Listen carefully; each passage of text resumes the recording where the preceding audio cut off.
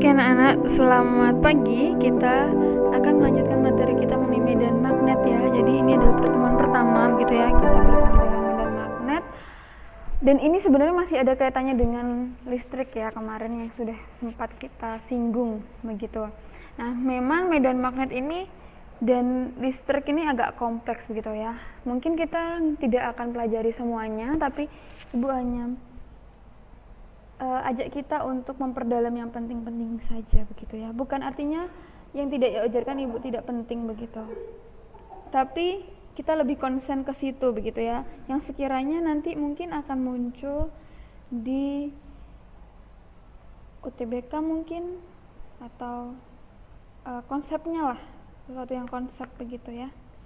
Oke, nah sekarang kita masuk ya medan magnet. Nah, kira-kira ya sebelum itu Ibu mau tanya nih, medan magnet di bumi ada nggak sih medan magnet?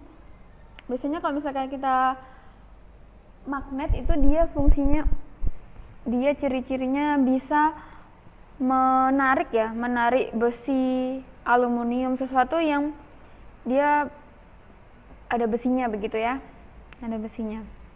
Nah, kalau di dalam bumi sendiri ada nggak sih medan magnet? Ya, jawabannya ada begitu ya. Jadi disebut sebagai medan magnet bumi. Aduh, ini Ibu kok nggak bisa next ya.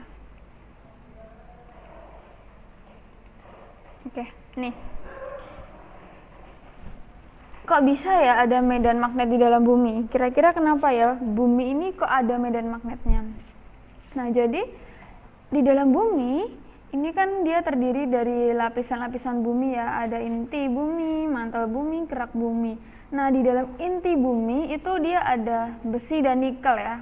Nah, besi dan nikel inilah yang menghasilkan medan magnet. Nah, kok bisa, prosesnya seperti apa? Nah, di dalam inti bumi dia kan memiliki suhu yang panas ya. Karena dia punya suhu yang panas, tekanannya juga sangat tinggi. Hal ini mengakibatkan besi dan nikel ini yang berada di dalam inti luar itu mencair ya, karena panasnya tadi kan. Kemudian ini dari panasnya di dalam inti bumi dia merambat keluar, itu dia istilahnya konveksi ya. Nah, setelah itu besi dan nikel ini akhirnya mencair begitu. Nah, dari pencairan ini dia bersirkulasi ya, bersirkulasi, kemudian dia bergesekan satu sama yang lain. Nah, ketika bumi berputar, kecepatan inti bumi yang di dalam bagian dalam itu dia yang padat ini, kecepatan inti bumi bagian luarnya yang cair berbeda. Dari perbedaan kecepatan inti bumi bagian luar dengan inti bumi yang di bagian dalam ketika bumi berputar ya. Ini agak kompleks ya, mungkin di geografi kalian singgung kali ya, kok bisa begitu. Nah, jadi perbedaan kecepatan inilah yang menghasilkan arus listrik, dan kemudian dia akan menghasilkan medan bumi, medan magnet bumi ya. Nah, jadi sebenarnya nak, medan magnet ini bisa dihasilkan oleh arus listrik ya. Medan magnet ini bisa dihasilkan oleh arus listrik. Kalau misalkan kalian tahu begitu ya, alat elektronik di sekitar kita, TV, kipas, HP, laptop, itu sebenarnya mereka kalau dipretelin gitu ya, dibongkar, itu pasti ada magnetnya. Jadi listrik itu bisa menghasilkan magnet begitu. Dan apakah magnet bisa menghasilkan listrik? Coba kalian cari tahu ya. Seru nih. Nah, sekarang kita masuk di ini. Nah, Ibu mendapatkan satu kabar harian ini ya, di dalam dari Liputan 6. Dia ini berita, topiknya adalah ini yang terjadi jika magnet bumi tiba-tiba menghilang. Jadi ada kabar ya, kalau misalkan magnet bumi ini melemah begitu.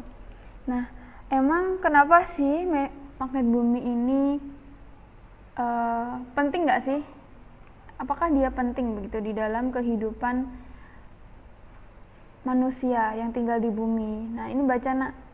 Medan magnet bumi ini merupakan fitur yang penting bagi planet ini. Dia digunakan berfungsi sebagai pelindung dari partikel matahari, memberikan dasar navigasi, dan mengetahui evolusi kehidupan di bumi. Nah, jadi dari yang dasar navigasi ini kan contohnya kalau zaman dulu ya, orang untuk menentukan arahnya agar tidak tersesat itu dia pakai kompas ya. Nah, kompas ini nanti dia akan menunjukkan arah ya. Nah, kok bisa? Nah, sebenarnya karena di dalam bumi itu ada medan magnet, makanya jarum kompas itu dia bisa bergerak. Itu. Jadi dia sebagai navigasi. Begitu ya. Nah, terus apa nih yang terjadi jika magnet bumi tiba-tiba lenyap begitu saja? Nah, pasti ini sejumlah besar partikel solar yang bermuatan akan membombardir bumi, kemudian mengacaukan jaringan listrik dan satelit, lalu meningkatkan paparan radiasi ultraviolet yang lebih tinggi yang menyebabkan kanker. Nah, berarti sangat penting ya medan magnet bumi ini ya, sangat penting. Nah, kabar buruknya ialah selama lebih dari 1 abad, medan magnet bumi sudah melemah. Bahkan sekarang ada titik-titik yang sangat tipis seperti South Atlantic Anomaly di belahan selatan yang menciptakan masalah teknis untuk satelit yang mengorbitkan rendah. Hal pertama yang harus dipahami tentang medan magnet bumi, meski melemah tidak akan hilang, setidaknya sampai miliaran tahun berikutnya. Bumi berutang pada medan magnetnya dan inti luarnya meleleh, yang sebagian besar terbuat dari besi dan nikel. Inti luar yang berputar di pergerakan konveksi panas dilepaskan ketika inti dalam tubuh dan mengeras. Nah, ini prosesnya, proses dari terbentuknya medan magnet bumi. Begitu ya, nak. Nah, berarti gila, ini keren banget ya. Sesuatu yang asik dan menakjubkan begitu. Next ya. Nah, sekarang nih apa ya kira-kira TKWK-nya? Coba ya kamu pikirkan begitu. Dari cerita tadi sebenarnya kita bisa melihat ya, di dalam bumi ini ternyata sangat kompleks sekali begitu ya. Sesuatu yang mungkin kita pikir magnet mungkin dibuat dari manusia begitu. Enggak sih. Dulu awalnya waktu masih ibu kecil, ibu pikir magnet ini dibuat oleh manusia ya, tapi ternyata di dalam bumi sendiri dia menghasilkan magnet. Nah, kalau misalkan bumi ini begitu kompleks, begitu keren dan mampu ya untuk menopang manusia, kehidupan manusia, nah maka sebenarnya yang menciptakan ini yang jauh lebih keren ya. Yang keren justru bukan buminya ya, tapi yang jauh lebih keren adalah Allah yang menciptakan ini semua. Dia mampu topang, dia ciptakan dengan detail banget sehingga manusia bisa menjalankan kehidupannya begitu. Padahal manusia ini sangat kecil ya, tapi Tuhan tetap pimpin, tetap pelihara. Nah, coba tuliskan ya kira-kira apa ya TKWK dalam unit ini. Nah, kemudian untuk sumatifnya nanti kalian akan membuat poster dan kemudian akan mempresentasikannya. Nah, untuk posternya boleh digital, boleh tidak digital. Ya, yang kalian oke lah, pede begitu untuk mengerjakannya. Ibu tidak memberatkan. Next ya. Nah, ini cara membuat magnet. Nah, jadi bagaimana caranya? Yang pertama, tadi Ibu sudah singgung ya, kalau misalkan sebenarnya magnet ini bisa dihasilkan dari arus listrik. Nah, langkah yang pertama, kita mengalirkan arus listrik pada logam yang ingin dijadikan magnet. Jadi medianya itu adalah benda-benda logam. Kalau non logam nggak bisa ya untuk dijadikan magnet. Nah, sifat magnet ini yang dihasilkan tidak permanen. Apabila arus listrik dihentikan, maka sifat kemagnetannya akan hilang begitu. Jadi kalau misalkan arusnya diputus, berarti dia tidak bisa berfungsi sebagai magnet gitu ya. Nah, next, cara yang kedua selanjutnya, adalah kita menggosokkan magnet permanen pada logam yang ingin dijadikan magnet. Arah gosokannya hanya dapat satu arah saja. Kutub mana yang dihasilkan pada ujung terakhir penggosok selalu berlawanan dengan kutub ujung magnet penggosoknya. Nah, jadi dia digosok gitu ya, harus arah satu, sap, sap, sap gitu ya. Nah, kemudian langkah yang ketiga, induksi. Nah, artinya apa? Kita mendekatkan magnet permanen pada logam yang ingin dijadikan magnet. Jadi didekatkan begitu ya. Induksi. Tahu ya istilah induksi ya? Oke. Sekarang coba ya. Next. Nah, ini dia. Sifat kemagnetan. Cara menghilangkan sifat kemagnetan pada suatu benda, kita bisa pukul, dipanaskan atau dibakar, atau dialiri arus bolak-balik. Nanti sifat magnetnya bisa hilang. Setiap magnet memiliki dua kutub magnet, yaitu kutub utara dan selatan. Ya, kalau misalkan di listrik itu ada istilah positif dan negatif ya. Kalau di magnet ada utara dan selatan. Kemudian yang ketiga, kekuatan sifat kemagnetan paling besar berada pada kutub magnet dan semakin tengah kekuatannya semakin berkurang.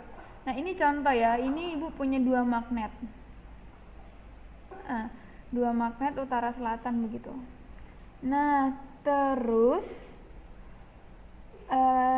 dia kalau semakin ujung semakin gede, kalau dia makin tengah dia semakin kecil begitu ya. Kemudian the next yang keempat, nah kalau misalkan di dalam listrik itu juga ada tarik menarik, tolak menolak, sama di magnet juga ada. Nah, jadi kalau misalkan dia sejenis begitu, sejenis maka dia akan tolak menolak, dan kalau misalkan dia tidak sejenis maka dia akan tarik menarik. Kalau utara sama utara sejenis ya, utara dengan selatan dia tarik menarik begitu. Nah, ini jika magnet dipotong maka dia akan membentuk kutub baru. Jadi ini kemarin misalkan ini satu ya, kutub, ini utara, ini selatan begitu. Nah, ketika ibu memotong magnet ini, ibu potong sap gitu ya, jadi dia akan membentuk magnet yang baru gitu. Ini utara selatan, ini juga ada utara dan selatan begitu. Nah, oke, next. Nah, untuk yang bagian pertama ini kita akan membahas mengenai medan magnet di sekitar kawat arus lurus berarus listrik ya. Jadi ini dia, kita langsung aja ya, nanti kamu bisa baca ini penjelasan asal usulnya begitu. Ini. Nah, jadi bagaimana menentukan arah medan magnet listrik?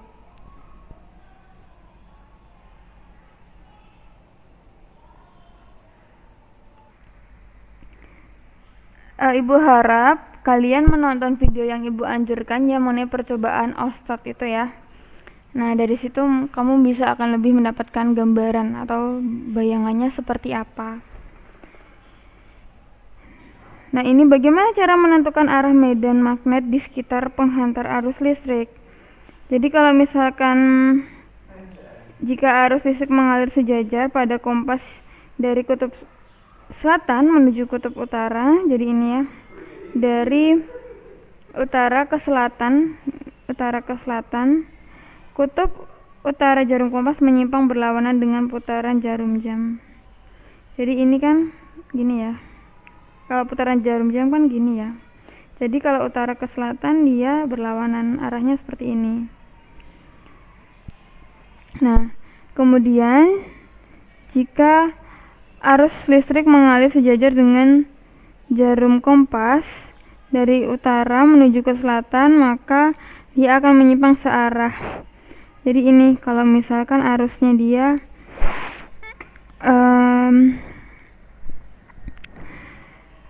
searah dengan yang jarum kompasnya gitu ya. Oke, next ya.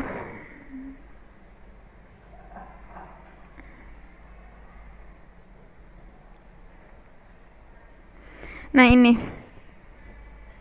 Jadi di dalam medan magnet di sekitar kawat berarus ini ada arah-arah untuk menentukan arus listriknya dan arah medan magnetnya.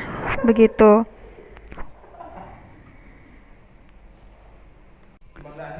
Nah, anak-anak, sekarang perhatikan di sini dia ada arah I-nya ya. I itu dia ditunjukkan oleh jempol. Kemudian yang 4 jari kita ini dia menunjukkan adalah arah medan magnetnya. Begitu. Nah, gambar yang ini dia adalah ketika arus listriknya dia ke atas, begitu ya, arus listriknya ke atas. Nah, coba kalian nanti juga praktekkan ya, kalau misalkan ke atas tangannya berarti arahnya ke B-nya kemana, begitu ya. Nah, B-nya nanti ketika kalian lihat ini telapak tangan kalian ya yang terbuka ya. Nah, kalau misalkan yang ini ketika dia di arahnya ke bawah, arus listriknya dia B-nya ketika dia ke bawah, nanti coba kalian praktekkan ya biar lebih mendalami begitu. Oke, next ya. Nah, di sini medan magnet di sekitar kawat lurus berarus listrik dia ini disimbolkan dengan B. B itu satuannya adalah Weber per meter pangkat 2 ya, ini. Kemudian arus listrik, jarak titik ke kawat, dan permeabilitas magnet ruang hampa. Nilainya adalah, ini nilainya sudah ketetapan ya. Nilainya adalah 4pi dikali 10 pangkat minus 7 Weber per ampere begitu. Nah, jadi kalau misalkan kuat arusnya makin gede, berarti medan magnetnya juga makin besar. Kalau misalkan dia jaraknya makin jauh, maka jarak titiknya ya, titik yang kita ukur itu makin jauh. Ini jaraknya kita makin jauh, berarti B-nya juga makin kecil gitu. Next ya. Nah, ini contoh soal. Sebuah kawat arus listrik dialiri arus listrik 5 ampere seperti gambar. Mu nolnya adalah 4 kali 10 pangkat minus 7 Weber per ampere.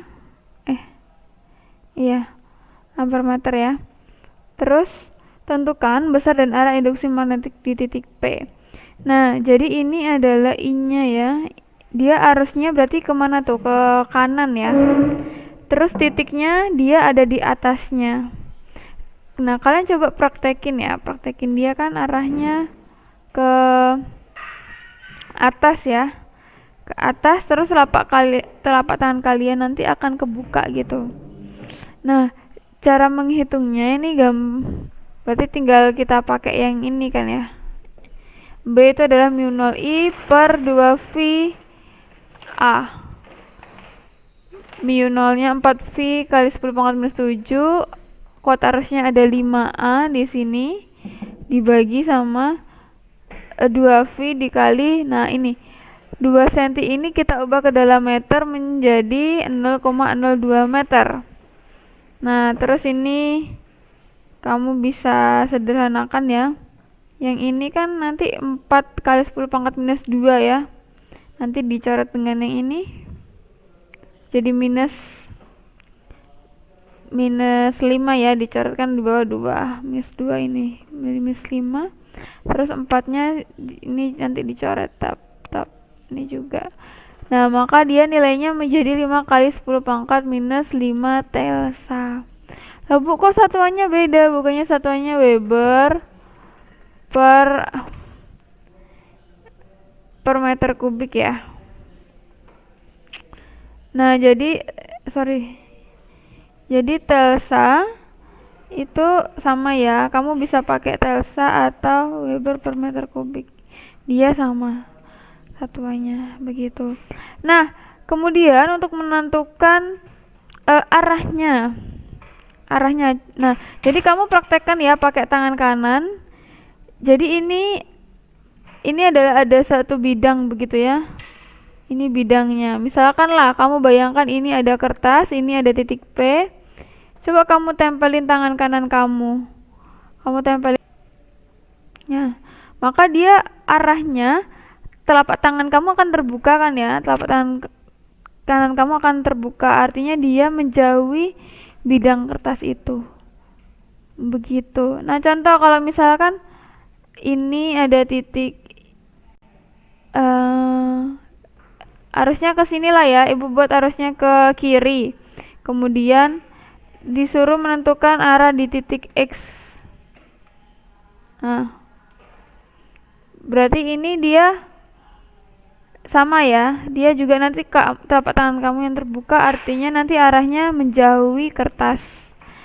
Contoh lagi ya, kalau misalkan ini ada arus arahnya ke kanan, ini titik Y. Nah, ini titik Y-nya.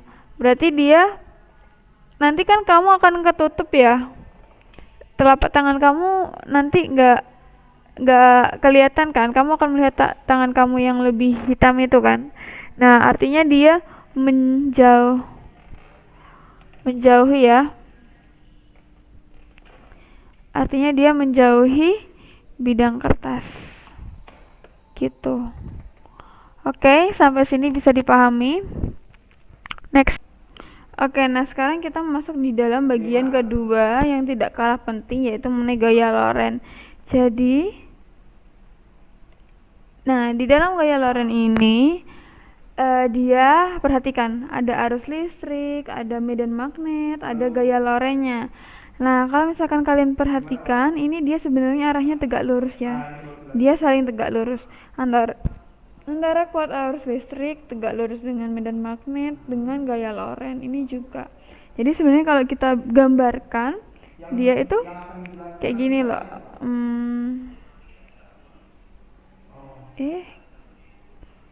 Ini kan 2 dimensi ya. Kalau misalkan 3 dimensi gini. Gitu. Begitu nak. Tapi jelek kali ya. Nah, jadi ini yang untuk I-nya.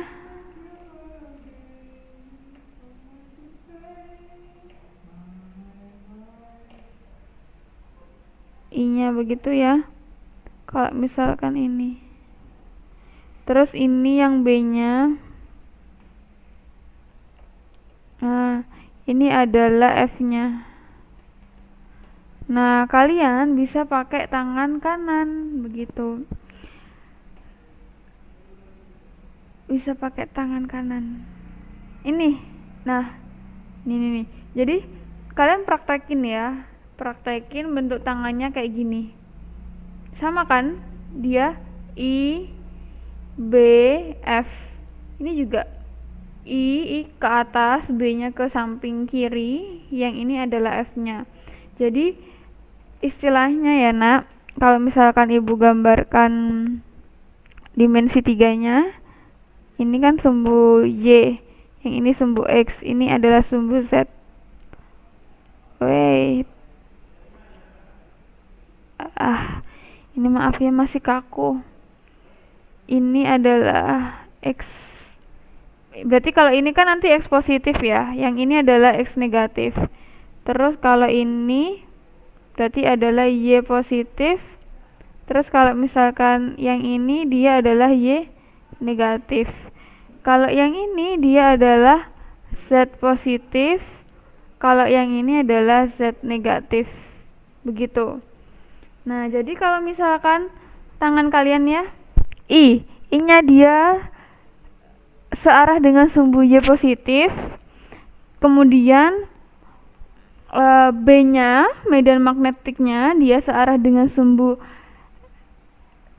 X negatif, maka gaya Lorentz-nya dia akan arahnya searah dengan sumbu Z positif. Begitu. Oke, sampai sini dipahami dulu, dimengerti. Ya. Nanti kita akan melihat ada banyak kasus gitu ya. Contohnya kalau misalkan gimana ya kalau misalkan ini nih contohnya. I-nya dia ini kan Z negatif ya. Ibu pakai garis bantu ya biar nggak bingung kalian. Oke, ini tadi X, yang ini adalah Y, yang ini adalah Z ya. Ini positif, ini positifnya di sini, ini positif. Berarti kalau lawannya berarti nanti negatif. Nah ini I-nya dia perhatikan, dia searah dengan Z negatif kan ya. I dia arahnya adalah Z negatif. Terus B-nya dia arahnya adalah X negatif juga.